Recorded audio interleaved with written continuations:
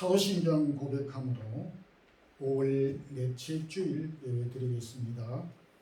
전능하사 천지를 만드신 하나님 아버지를 내가 믿사오며 그 외아들 우리 주 예수 그리스도를 믿사오니 이는 성령으로 잉태하사 동정녀 마리아에게 나시고 본디오 빌라도에게 고난을 받으사 십자가에 못 박혀 죽으시고 장사한 지 사흘 만에 죽은 자가 옮겨서 다시 살아나시며 하늘에 오르사 전능하신 하나님 우편에 앉아 계시다가 저리로서 산 자와 죽은 자를 심판하러 오시리라. 성령을 믿사오며 거룩한 공회와 성도가 서로 교통하는 것과 죄를 사하여 주시는 것과 몸이 다시 사는 것과 영원히 사는 것을 믿사옵나이다.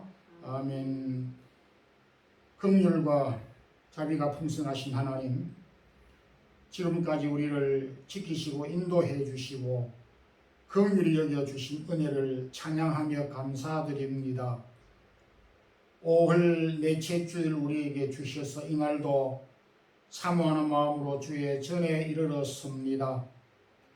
이 땅 위에 살아가고 있는 주의 백성들을 긍휼히 여기시되 질병과 전쟁으로 고통받는 백성들을 위로하시고 이 땅 위에 참된 평화와 강건한 회복의 역사 허락하여 주시기를 원합니다. 세운 몸된 사랑의 교회 지켜주신 것 감사드리고 또한 속하여져 있는 우리 모든 성도들 가정 자녀들 하나하나에게 하나님이 허락하신 은혜와 분복들을 누리며 저들에게 처한 축복들을 헤아려 감당할 수 있는 우리 성도들이 되기를 원합니다. 저희들이 두고 온 고국과 교회들, 부모, 형제, 사랑하는 자녀들까지도 일일이 기억해 주시고 특별히 지구상의 복음을 위하여 선교하는 사역자들을 은혜를 베풀어 주시고 복음의 열매를 더하여 주시며 아직도 공산치하에서 박해받고 있는 우리 그리스도인들을 건져주시고 북한 동족과 중국의 지하 교회들 위에도 은혜를 더하여 주옵소서. 주님, 오늘도 주의 사랑하는 우리 모든 성도들 말씀을 듣고 회복하는 역사 허락하여 주시고 부족한 종에게도 지혜의 말씀을 주셔서 잘 증거하게 해 주옵소서. 예수 그리스도 이름으로 기도드리옵나이다. 아멘. 신명기 8장 1절에서 6절 말씀까지입니다. 구약성경 274페이지 신명기 8장 1절에서 6절까지 우리 함께 합독하겠습니다. 내가 오늘 명하는 모든 명령을 너희는 지켜 행하라. 그리하면 너희가 살고 번성하고 여호와께서 너희의 조상들에게 맹세하신 땅에 들어가서 그것을 차지하리라. 내 하나님 여호와께서 이 40년 동안에 내게 광야길을 걷게 하신 것을 기억하라. 이는 너를 낮추시며 너를 시험하사 내 마음이 어떠한지 그 명령을 지키는지 지키지 않는지 알려 하시니라. 너를 낮추시며 너를 줄이게 하시며 또 너도 알지 못하며 내 조상들도 알지 못하던 만나를 내게 먹이신 것을 사람이 떡으로만 사는 것이 아니요 여호와의 입에서 나오는 모든 말씀으로 사는 줄을 내가 알게 하려 하심이니라. 이 40년 동안에 내 의복이 헤어지지 아니하였고 내 발이 부러뜨지 아니하였느니라. 너는 사람이 그 아들을 징계함같이 내 하나님 여호와께서 너를 징계하시는 줄 마음에 생각하고 내 하나님 여호와의 명령을 지켜 그의 길을 따라가며 그를 경외할지니라. 아멘. 이 신명기에 있는 말씀은 이스라엘 백성들이 광야 40년의 여정을 거의 마치고 가나안 땅을 목전에 두고 모압 평지에서 한 1개월 정도 머물면서 모세가 특히 대부분 광야에서 출생한, 그러니까 광야 2세대들에게 세 편의 설교를 그 한 내용이 이 신명기입니다. 이 세 편의 내용 가운데 오늘 이 8장에 있는 본문은 두 번째 설교 내용입니다.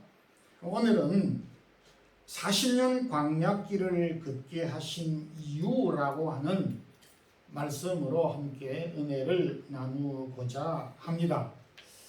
모세는 두 번째 설교에서 가장 핵심적인 내용 가운데 하나는 너희들을 낮추고 겸손하게 살도록 광야 40년 길을 걷게 하였다 라고 지적하고 교훈하고 있습니다. 하나님은 자기 백성들이 사람이 전혀 살 수 없는 이 광야에 4년도 아닌 무려 40년 광야에 머물고 살도록 하셨을까? 곰곰이 돌이켜보면 참 이해가 되지 않는 부분도 있습니다. 우리가 상식적인 면에서 생각을 할 때에 이 40년의 세월이 무슨 의미가 있을까? 혹 낭비의 시간은 아닐까? 라는 생각마저 들게 합니다. 그러나 모세의 설교 가운데서 무려 40년의 광야길이지만은 결코 의미 없는 시간이 아니었다 라고 말씀을 합니다. 2절에 이 40년 동안 광야길을 걷게 하신 것을 기억하라. 이는 너를 낮추시며 시험하사 3절에 너를 낮추시며 줄이게 하시며 라고 말씀을 하고 있습니다.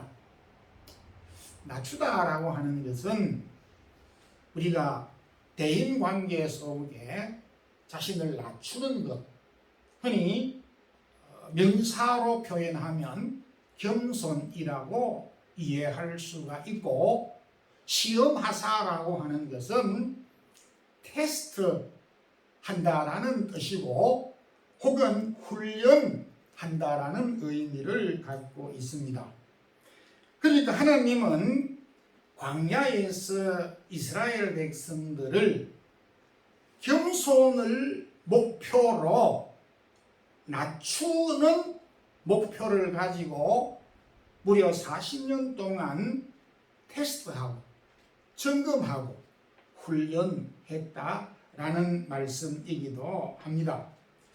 저는 이 말씀을 보면서 사람이 자신을 이렇게 낮춘다고 하는가, 내가 겸손히 산다라고 하는 것이 이렇게 소중한가? 그러니까 하나님은 그 이스라엘 백성들이 겸손하지 못하고 너무 자만하고 교만하고 낮춘 삶을 살지 못하였기에 낮추고 겸손한 삶을 살도록 무려 4년이 아닌 40년을 계속 훈련하였다라고 말씀을 하셨습니다. 여러분, 우리가 살면서 어떤 기관도 어떤 사람도 무려 40년 훈련을 해야 된다. 40년 과정을 훈련하고 시험해서 통과한 사람만이 이것을 저것을 할 수 있다 라고 하는 규정은 저는 듣지도 보지도 못했습니다. 올림픽 선수들, 세계에서 1등이 되는 우승을 목표로 하는 올림픽 선수를 훈련하는 것도 대략 한 10년 정도면, 좀 모자라면 좀 더 하면 되고, 그러면 은메달도 동메달도 금메달도 따고 또 조금 더 훈련하면 능력에 따라서 최고 잘하는 우승선수가 될 수 있습니다. 기능공, 요즘에 IT 분야에 아주 전문적인 기술을 요하는 이런 기술직도 어지간히 한 10년 정도 훈련하고 연마하면 마스터할 수가 있다고들 합니다. 그리고 가장 소중하게 여기는 사람의 몸을 다루는 의사, 전문의가 되는 것도 10년 정도 연수하고 그리고 실제 병원에서 임상 실험을 하면 전문의 자격을 따고 의사를 이렇게 치료하는 기술을 연마하게 됩니다. 그런데 어찌 낮아지고 겸손한 일을 위해서 10년도 아니 40년을 해야 되는가? 과연 겸손이 무엇이기에, 겸손이 어떤 가치가 있기에 이토록 40년을 연마해야 할 필요가 있겠느냐라고 하는 질문을 하지 않을 수가 없습니다. 야고보 4장 6절에 하나님은 교만한 자를 물리치고 겸손한 자에게 은혜를 주신다. 겸손의 반대말은 교만이고 교만의 반대말은 겸손입니다. 교만이란 겸손의 반대말로 자신을 모든 것 위에, 모든 사람들 위에 최고 높은 데 두는 상태, 사람을 교만한 자라고 성경에서 지적을 하고 있습니다. 그러면 자, 다른 사람보다 내가 낮고 우월하다, 내가 잘났다라고 하는 것도 보기가 싫긴 하지만은 그런 정도에서 머무는 것이 아니고 소위 자신이 하나님, 천지 만물을 주관하시는 하나님보다도 우월하고 하나님의 존재 자체를 깡그리 무시한다는 데 문제가 있다는 것입니다. 하나님을 인정하지 않는 데 문제가 있는 것입니다. 그래서 자기를 가장 높은 곳에 올려두는 것입니다. 잠언 16장 1절에도 교만은 패망의 선봉이요, 베드로전서 5장 5절에는 하나님은 교만한 자를 확실히 물리치신다라고 말씀을 하고 있습니다. 그러니까 하나님은 자기 백성들이 하나님이 없다, 하나님을 무시하고 그 자리에 자신들이 올라 그 자리에 앉는 자체를 못하도록 하지 않도록 그렇게 하나님이 40년 훈련을 하셨다라는 것입니다. 바꾸어 말하면 이런 40년 훈련을 받지 않았는데 참 다른 사람이 또 성령이 또 자신을 돌아볼 때 내가 그래도 좀 겸손하게 살려고 하고 교만한 모습을 다스리고 자신을 계속 끊임없이 낮추면서 살아야 된다라고 하는 태도를 가지고 산 사람은 광야에서 40년 훈련을 받은 사람과 같다 이거예요.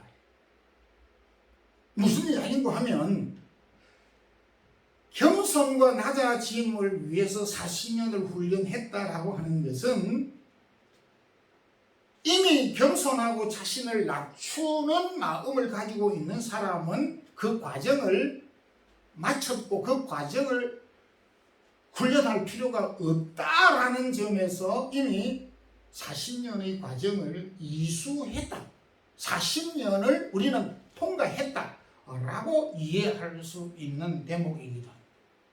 앞서도 제가 말씀드렸지만은 겸손이 이토록 소중한 덕목인 줄, 대인관계 속에서 자신을 끊임없이 낮추는 이 일이 이렇게 위대한, 이렇게 가치 있는 덕목이라는 사실을 미처 제가 몰랐습니다. 그때나마 내가 교만하지 아니하도록 낮아진 상태에서 겸손한 마음을 가지고 상대를 높이는 그런 삶을 살아야 하겠다라는 마음을 제가 계속 이 말씀 속에서 느끼게 되어졌습니다.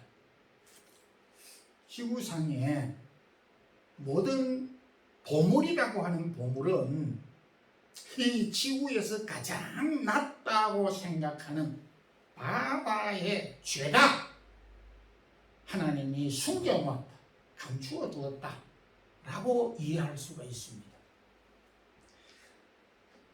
모든 인류의 양식이 되는 양식들을 바다에다가 퐁당 빠뜨려 놓았어요. 가장 낮은 자리에 숨겨 놓았어요. 그래서 어부들이 그물을 내려서 깊은 곳에 고기를 잡아 인류의 양식으로 삼고 있습니다.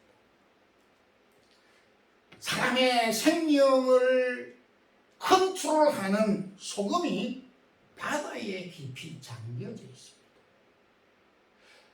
인류의 모든 힘과 에너지가 되는 석유가 바다에 숨겨져 있습니다. 하나님은 겸손한 자에게 은혜를 주신다. 낮아진 자가 되도록 훈련하시는 것은 낮아진 자에게만이 하나님의 위대한 보물, 하나님의 은혜와 은총을 받을 수 있기 때문인 것입니다. 낮은 자리에 숨겨놓았기 때문에 낮은 자리에 가야만 하나님이 감추어놓았던 은혜와 위대함을 발견하고 자신의 것으로 삼을 수 있기 때문인 것입니다. 그래서 하나님은 자기 백성들이 낮아진 자리에 이르도록 하기 위해서 때론 고난과 겸손한 자리에 이르도록 하기 위해서 시련과 광야의 길을 행하시는데, 그러므로 시련과 광야의 삶은 고난의 길이다, 저주의 길이다, 비천의 자리가 아니라 하나님께서 은혜를 주시기 위하여서 내려가게 하신 자리다 라는 사실을 우리가 붙잡아야 한다는 것입니다. 낮은 자리에서 하나님의 은혜를 체험하는 우리 모든 성도들이 되기를 소망합니다. 모세는 광야 2세대들에게 두 번째 하신 말씀은 하나님이 우리의 자기 백성들을 공급하시는 공급자가 되신다. 이 사실을 명백하게 하고 있습니다. 모세의 설교를 지금 듣고 있는 모압 평지에 있는 백성들은 어린 시절 젖먹이로 그냥 겨우 그런 말을 하고 엄마 아빠 손을 잡고 출애굽했던 사람이든지 죄다 거의 광야에서 출생했던 이 세대들입니다. 그래서 역사를 다소 전반적으로 모를 수 있는 이 세대들이라고 이해할 수가 있는 것입니다. 그럼에도 이 광야 이 세대들이 분명하게 눈으로 목격한 사실 하나는 광야에서 농사를 짓지 않았고, 그리고 우물을 파서 물을 스스로 마시지 않았는데 그들은 40년 동안 매일 만나와 메추라기를 먹고 굶지 않았다는 것입니다. 오늘 여기 3절 4절 가운데서도 40년 동안 하나님이 만나와 메추라기로 그들을 먹이셨고 의복이 헤어지지 아니했고 발이 부러뜨지 아니했다. 뜨거운 태양 광야에 맨발로 걸어갔을 때에 발이 살아남을 수가 없습니다. 그럼에도 부러뜨지 아니했다. 하나님이 40년 동안 그들에게, 우리에게 의식주를 공급해 주셨다라고 하는 것을 상기시켜 주고 있습니다. 특히 이스라엘 백성들 광야에서 매일 한 오멜씩 만나를 거두게 하였는데 한 오멜은 오늘날 도량형으로 2.34리터 1.5 보떼야 보다 1리터이 거의 많은 양인데 한 오멜 2.34리터는 한 사람이 하루의 식량으로 충분한 양식이라는 점에서 하나님은 자기 백성들을 그들은 수고치 않았지만은 그들에게 매일 양식을 공급해 주신 공급자라는 사실을 말씀하고 있습니다. 혹 잊을까봐 출애굽기 16장 33절에 그 조상들에게 항아리에 가져다가 그 속에 만나를 한 오멜을 담아서 여호와 앞에 두어서 대대로 기억하고 간수하라고 하였습니다. 이거 무슨 이야기냐 하면 하나님이 한 사람도 아닌 1년도 아닌 40년 동안 우리에게 생명줄인 양식을 공급하셨다라고 하는 것을 잊지 않고 기억하며 살도록 하기 위함인 것입니다. 그리고 처음 출발이 그들이 400년 동안 그 조상들이 종살이를 하였음에도 불구하고 그들이 출애굽하게 될 때는 그들이 큰 재산을 이끌고 출애굽하였던 것을 말하고 있습니다. 이것은 하나님이 이미 그 조상 아브라함에게 약속해 주신 바대로 하나님이 그 백성을 인도할 때 빈털터리도 빈손으로 인도하신 것이 아니라 그들의 소유와 함께 하나님이 그 백성을 인도하셨던 사실을 이 2세들이 알고 있었던 것입니다. 오늘 우리가 참 직접 참 이전에 경험하지 못했던 코로나, 오미크론, 그리고 전쟁으로 인하여서 경제적인 심한 타격을 직간접적으로 우리 모든 사람들이 느끼고 있습니다. 그래서 걱정을 하지 않을 수 없는 이런 가운데 있습니다. 특히 외국 생활에서 이 부분을 누구보다 우리 성도들이 깊이 새기고 고민하고 있는 문제가 아닐 수가 없다고 생각이 됩니다. 그럼에도 하나님은 광야에서 그 백성들을 먹이고 줄이지 않고 의식주를 공급해 주셨다라는 사실을 상기시켜 주셨습니다. 하루도 아닌 40년 동안 공급해 주셨다라고 하는 것은 바로 하나님이 자기 백성을 끝까지 공급해 주신다는 사실을 예시해 주고 있습니다. 저도 이 외국에 산 지가 상당히 됐습니다만은 70년 동안 직간접적으로 참 하나님의 모든 것이 은혜였죠. 그래서 제가 금식을 하는 것 외에 하루 24시간 한 끼도 안 먹었던 적은 제가 기억에 없는 것 같아요. 혹 있을 수가 있었는지는 모르지만 제 기억 속으로 없습니다. 그러니까 하나님은 부족한 이 사람에게도 70년 동안 지금까지 먹이고 공급해 주셨다고 하는 이 사실, 남은 삶이 5년일지 10년일지 그 이상일지는 모르지만은 70년 동안 함께 해주셨던 하나님의 역사, 능력을 우리가 생각하고 붙잡을 때 남은 이보다 훨씬 적은 이 기간을 왜 못 믿겠느냐 이 말이에요. 그러니까 이스라엘 백성이 2세들에게 우리가 이 가나안 땅에 들어갔을 때에 어찌 살고 하는 염려와 두려움과 우려가 있을 수밖에 없었지만은 그럼에도 40년을 한번 보아라. 너희들이 어렸지만 40년 동안 너희들이 굶은 적이 있느냐? 그러므로 40년을 하나님이 공급해 주셨다면 너희들 절반이라 생각하고 절반을 하나님이 인도하셨다면 절반을 믿을 수 있지 않겠느냐 하는 말씀이기도 합니다. 주님은 풍성할 때만, 우리가 생각할 때 풍년일 때만 하나님이 우리를 공급하시는 것이 아니라 흉년일 때도, 전쟁 가운데서도, 질병 가운데서도 하나님이 우리의 공급자 되신다는 사실을 광야의 세대들에게 인식하게 하셨고 기억하게 하셨고 붙잡고 살아가도록 하셨습니다. 성도 여러분, 오늘도 지난 과거 우리의 삶 동안 하나님 인도하셨던 손길을 기억하면서 남은 우리의 자녀들과 우리 남은 삶도 역시 선하게 간섭하시고 인도하시는 사실을 확신하고 믿고 의지하고 나아가는 성도들이 되기를 소망합니다. 세 번째, 모세가 광야 이 세대들에게 주지하신 사실은 하나님의 말씀을 따라 살도록 하기 위해서 광야 40년 길을 훈련하셨다, 이렇게 전하고 있습니다.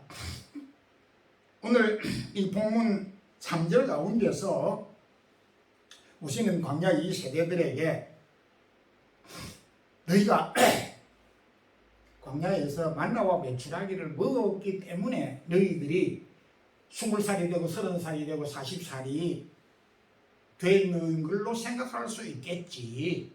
그러나 너희들이 만나를 광야에서 배불리 먹었기 때문에 너희가 살아온 것이 아니라 하나님 말씀을 먹고 하나님의 말씀을 붙잡고 왔기 때문에 너희들이 살아있다 라고 하는 사실을 교훈해 주었습니다. 그 말이 무슨 말이냐? 너희 조상들을 봐라. 너희 조상들이 광야에서 너희들과 함께 만나를 먹었지 않느냐? 만나를 먹었는데 왜 광야에서 모두 다 죽었느냐? 만나를 먹는다고 안 죽는 게 아니다. 육신은 만나를 먹어도 죽을 수밖에 없다. 그렇지만 영원히 죽지 않게 우리에게 영생을 주시는 이 하나님의 말씀은 우리의 영혼이 영원토록 살게 하는 생명의 떡이다 라고 하는 사실을 모세가 광야 이 세대들에게 주지해 주었습니다. 주님 이 사실을 제자들과 무리들에게 가르쳐 주었는데 너희 조상들이 광야에서 만나를 먹었지만 다 죽었다. 그래서 요한복음 6장 35절에 내가 곧 생명의 떡이니 내게 오는 자는 결코 줄이지 아니할 터이요 나를 믿는 자는 영원히 목마르지 아니하고 배 굶주리지 아니할 것이다 라고 말씀을 하였습니다. 우리가 영원히 살기 위해서 영혼의 양식인 하나님의 말씀, 생명의 떡 대신 예수 그리스도가 우리에게 영생을 주시는 줄 알아야 한다라고 하는 것을 예수님이 모세가 광야 이 세대들에게 설교한 내용을 인용해서 제자들에게 교훈하시고 우리에게 교훈해 주셨습니다. 하나님은 우리가 떡으로만 사는 것이 아니요 하나님의 말씀으로 산다라고 하는 것, 생명의 떡인 예수 그리스도로 말미암아 우리가 살게 된다는 사실을 주님이 다시 재교육해 주셨습니다. 하나님은 모세를 통하여서 시내산에서 십계명을 1세대들에게 그리고 2세대들에게 두 번 주셨던 내용, 선포했던 내용이 기록되어져 있습니다. 십계명은 우리가 잘 아는 대로 크게 하라고 하는 계명과 하지 말라라고 하는 내용으로 구분할 수가 있습니다. 하지 말라라고 하는 교훈이 8번, 하라고 하는 교훈이 2번 기록되어져 있습니다. 흔히 우리가 생각하기로 십계명은 굉장히 소극적이고 부정적인 교훈이다 라고 생각을 할 수 있지만 십계명은 결코 소극적이고 부정적인 계명이 아닙니다. 그런데 왜 하지 말라고 하는 계명이 많을까? 제가 이걸 곰곰이 한번 생각을 해봤습니다. 저에게도 적용시켜보고 오늘 우리 교인들에게도 적용시켜보았는데 공부를 잘하는 자녀들이 있습니다. 뭐 1등도 하고 2등도 하고 100점을 늘 받고 그리고 또 실제 공부를 늘 잘해서 이렇게 100점을 늘 맞는 그런 그 자녀가 있는데 그 엄마 아버지가 그 아이에게 공부 잘해라 또 100점 받아라 이렇게 이야기를 하는 부모 내가 못 봤습니다. 공부를 잘하는 자녀들에게 공부를 열심히 해라 뭐 어쩌고 저쩌고 이렇게 하는 것이 아니라 몸을 조심해. 공부도 중요하지만 몸이 더 중요하니까 잠도 자고 먹는 것도 잘 먹고 잠도 좀 잘 자면서 건강 잘 챙기면서 그리고 공부를 하라고 해요. 그러니까 다른 계명들은 이스라엘 백성들이 비교적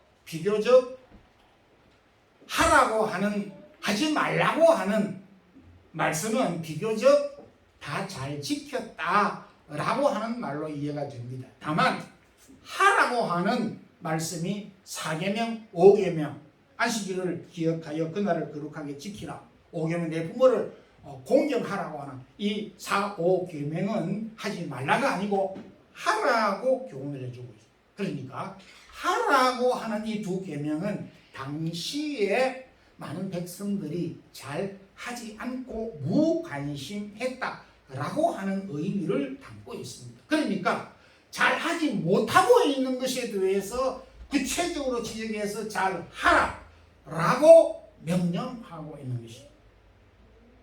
오늘날도 여러분 이 계명 4계명과 5계명을 아주 세월이 이렇게 오래됐건만 대단히 적극적으로 지키지 못하고 있습니다.